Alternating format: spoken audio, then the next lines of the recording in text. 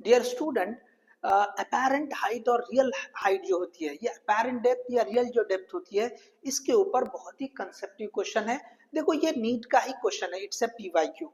अब देखिए इसमें क्या दे रखा है, हम यहाँ पे सिर्फ डिस्क्राइब कर रहे हैं। देखो ये जो है एक ग्लास का स्लैब बताया है और उसमें ये एक्चुअल ऑब्जेक्ट रखा हुआ है।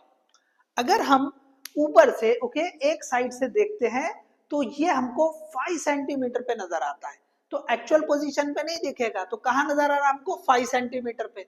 और क्या होता है कि थोड़ा सा हमको ऊपर ही नजर आता है, तो यहाँ पे नजर आने के बजाय यहाँ नजर आएगा, और वो कितने हाइट पे नजर आ रहा है, 5 सेंटीमीटर। ये उसकी पहली अपेरेंट हाइट होगी।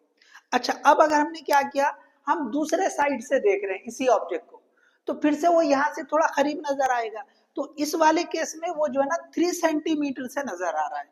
ओके तो एक साइड से 5 सेंटीमीटर पे नजर आ रहा है, दूसरे साइड से 3 सेंटीमीटर पे नजर आ रहा है वही ऑब्जेक्ट। ओके अब ये पूछा है कि भाई ये जो टोटल हाइट है, ये जो ग्लास की टोटल हाइट है वो कितनी होगी।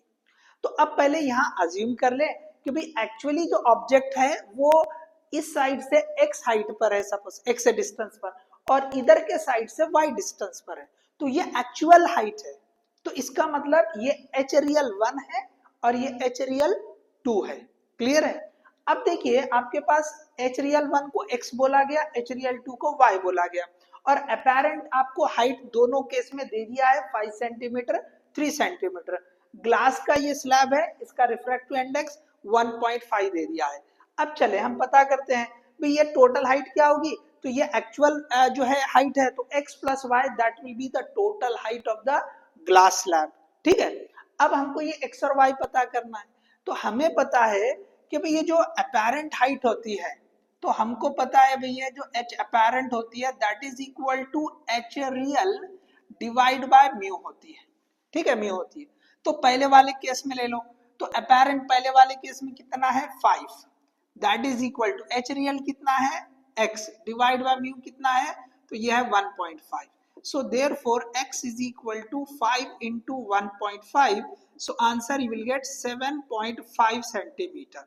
तो ये आपको x आ गया। इसी तरह y के लिए भी आप देख सकते हैं, तो अब ये सेकेंड अपेरेंट है, तो हम यहाँ लिखेंगे ये जो पहले के केस के लिए, दूसरे केस के लिए लिखो आप। सो दूसरे केस में क्या है, h अपेरेंट कितना है, तो 3 सेंटीमीटर इज इक्वल टू यहाँ पे h रियल कितना है, तो y है डिवाइड बाय ये रिफ्रैक्टिव इंडेक्स 1.5। तो यहाँ से y कितना हो जा रहा है, so that is 3 into 1.5, so y will be equal to 4.5 centimetre.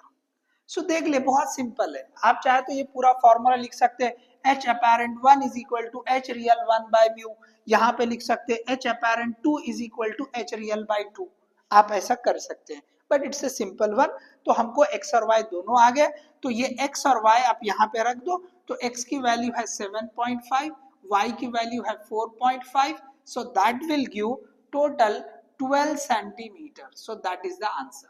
सो इसका आंसर रहेगा 12 centimetre. So hope you understood this one. तो बहुत ही कंसेप्टिव एग्जाम्पल था। Thank you.